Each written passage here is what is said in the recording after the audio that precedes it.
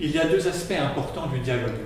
Le premier désigne une attitude de rencontre, pour s'ouvrir aux autres, les écouter, les comprendre, mais aussi pour partager dans la réciprocité et l'authenticité ce qui nous fait vivre.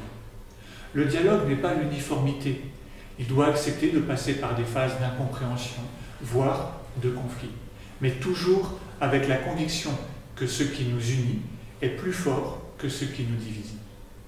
Le pape insiste à plusieurs reprises dans l'encyclique Laudato Si sur ce dialogue qui nous permettra de faire face ensemble aux défis de notre époque. Un dialogue ouvert et respectueux devient aussi nécessaire entre les différents mouvements écologistes où les luttes idéologiques ne manquent pas.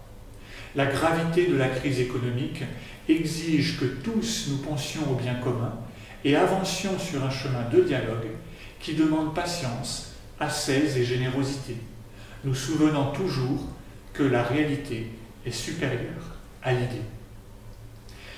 Mais il y a pour un chrétien un second aspect. Le dialogue n'est pas seulement un moyen pour atteindre un objectif commun. Le dialogue n'est pas une stratégie d'évangélisation. Il est une attitude fondamentale de Dieu lui-même envers toute personne humaine.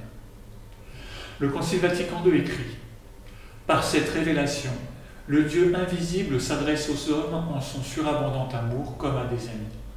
Il s'entretient avec eux pour les inviter et les admettre à partager sa propre vie. » Le pape écrit « Le christianisme lui-même, en se maintenant fidèle à son identité et au trésor de vérité qu'il a reçu de Jésus-Christ, se repense toujours et se réexprime dans le dialogue avec les nouvelles situations historiques, laissant apparaître ainsi son éternelle nouveauté.